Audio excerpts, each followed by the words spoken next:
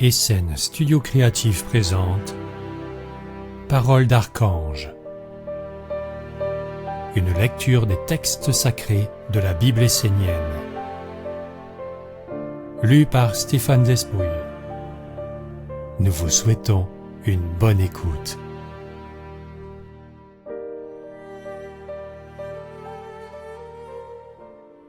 Évangile de l'Archange Raphaël, psaume 165. La clé pour maîtriser ses sentiments et éveiller le discernement. Développer le sens du discernement est une nécessité. Vous devez savoir ce qui dans votre vie va vers le recyclage et ce qui est destiné à la grandeur d'un monde d'immortalité. Il y a en vous une partie intérieure qui est divine et vous devez la connaître, en prendre soin et lui offrir toutes les conditions pour qu'elle puisse s'épanouir. Sans elle, rien n'a de sens, tout perd sa valeur, la santé décline, le désordre s'installe.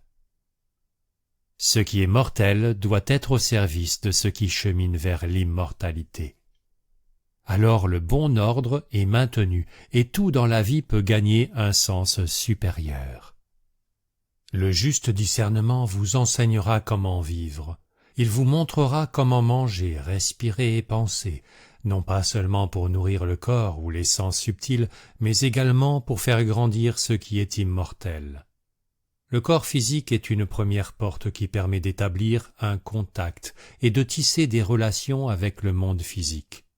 À l'intérieur du corps, il y a les organes plus subtils des cinq sens qui permettent d'établir des contacts avec d'autres mondes. Et derrière les sens se cachent des mondes encore plus grands. Mais les hommes ne le comprennent pas vraiment, car bien souvent ils dirigent toute leur attention sur le seul corps physique et délaissent le pôle de l'immortalité.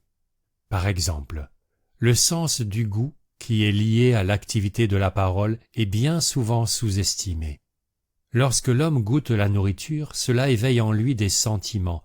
Le même processus s'active lorsqu'il parle. Ainsi, il peut y avoir le sentiment de la faiblesse, ou celui de la force, ou alors celui qu'une chose est agréable ou désagréable. Vous devez vous éveiller face à tous ces goûts et sentiments, car ce sont des forces créatrices qui teintent l'eau, qui vous entoure et vous habite. Vos sentiments touchent vos pensées, qui sont capables d'aller chercher des éléments supérieurs, permettant à l'intelligence de se manifester et d'éclairer le monde, de lui donner du sens. Mais en règle générale, les hommes sont morts dans leur pensée, car elle est abstraite. L'organe de la parole donne une force et une orientation à toutes les énergies, mais bien souvent l'homme déconnecte sa parole des forces qui l'animent à travers les sentiments et les pensées. La parole, comme les aliments, produit des états d'âme à l'intérieur de l'homme. Ces états d'âme éveillent à leur tour une pensée et une communion avec une intelligence supérieure, susceptible d'éclairer la vie tout entière de l'homme. Les mondes subtils supérieurs n'écoutent pas réellement ce que l'homme dit avec des mots, mais ils regardent surtout ce qui s'éveille et émane de lui à travers les cinq sens, les sentiments et les pensées. Les états d'âme, la vie intérieure sont fondamentaux. Est-ce l'authenticité, la pureté, la grandeur, la force ou la faiblesse qui s'éveillent à l'intérieur de l'homme? C'est en fonction de ces critères subtils que les mondes supérieurs vont répondre ou non aux attentes de l'homme. Bien souvent, l'homme regarde sa vie et constate qu'il n'a pas obtenu le résultat exprimé dans sa prière. Il se dit qu'il avait pourtant été clair, qu'il avait bien dit et expliqué ce qu'il souhaitait et que cela aurait dû lui permettre d'obtenir telle destinée. Mais l'homme n'a pas de discernement, il n'est pas éduqué dans la science sacrée, il ne connaît pas son instrument ni la qualité de l'eau qui l'anime et le met en relation avec certains mondes. Alors, fatalement, les événements ne se déroulent pas toujours comme il l'aurait souhaité.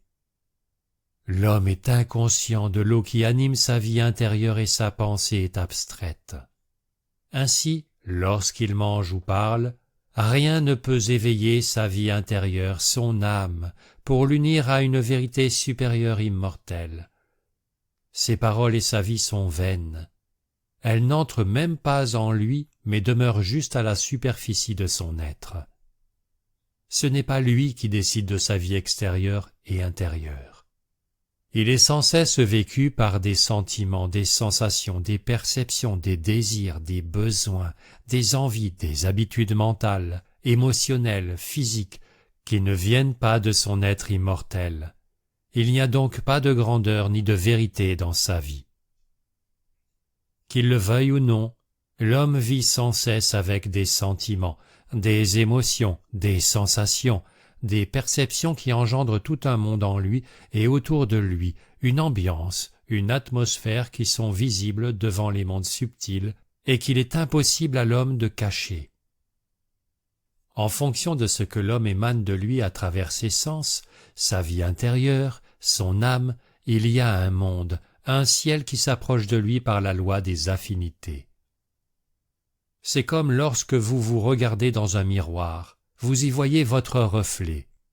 Ainsi, en regardant, en observant l'eau en vous et autour de vous, vous constaterez qu'elle est un miroir magique qui vous permet de voir de quel monde, de quel ciel vous êtes le reflet. La vie intérieure de l'homme est déterminée par ce qu'il fait à l'extérieur, la façon dont il mange, dont il respire, dont il pense le monde. La vie intérieure détermine l'alliance que l'homme va conclure avec un monde supérieur. Si l'homme va vraiment vers la lumière, il fera les œuvres de la lumière et illuminera le monde entier. Celui qui n'est pas éduqué dans ce savoir sacré trouvera rarement une harmonie en lui, car il y aura toujours un décalage entre ses actes, ses sensations, ses sentiments, ses pensées, et la réalité sage d'une intelligence divine omniprésente. Ce décalage fait que l'homme ne peut pas connaître l'accord parfait. Ce n'est pas seulement en éduquant sa tête ou en maîtrisant sa parole que l'homme pourra s'unir avec des mondes supérieurs et parvenir à élever ce qui est mortel vers l'immortel. La pensée est un organe qui permet de tisser des associations, des liens avec des intelligences qui donnent le pouvoir d'organiser, de structurer. La parole est un organe qui permet de canaliser les forces à l'œuvre, de les orienter, de les rendre précises et efficaces. Les sentiments sont un organe qui permet de tout conduire vers la vie ou vers la mort. Pour percevoir la qualité de l'eau qui vit en l'homme et autour de lui, il suffit de se concentrer sur les sentiments et les états d'âme qu'il génère autour de lui au quotidien et surtout sur la force créatrice qui alimente sa vie.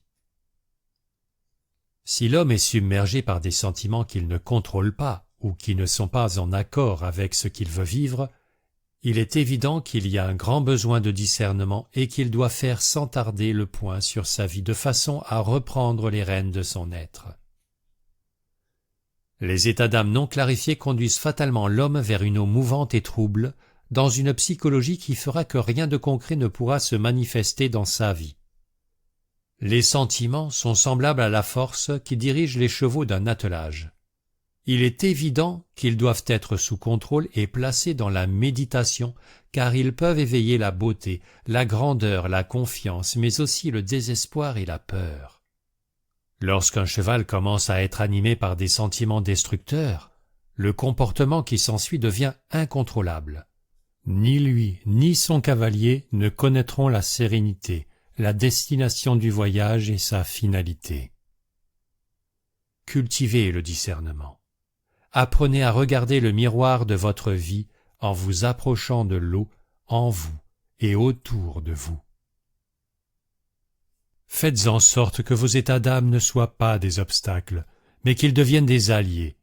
Entraînez-vous à les dompter, à les tenir sous contrôle à l'image du cavalier et de sa monture. Alors vous pourrez réellement diriger votre vie, car les sentiments sont un moteur qui porte et conduit en avant celui qui sait les maîtriser et les atteler à la noble tâche. Ils sont le moteur, l'énergie, la force, le mouvement qui permettent à toute chose de trouver un accomplissement et une plénitude. D'abord, vous devez structurer vos pensées. Ensuite, vous devez rendre vivante votre parole. Et enfin, contrôlez vos sentiments, qui sont l'âme de la vie.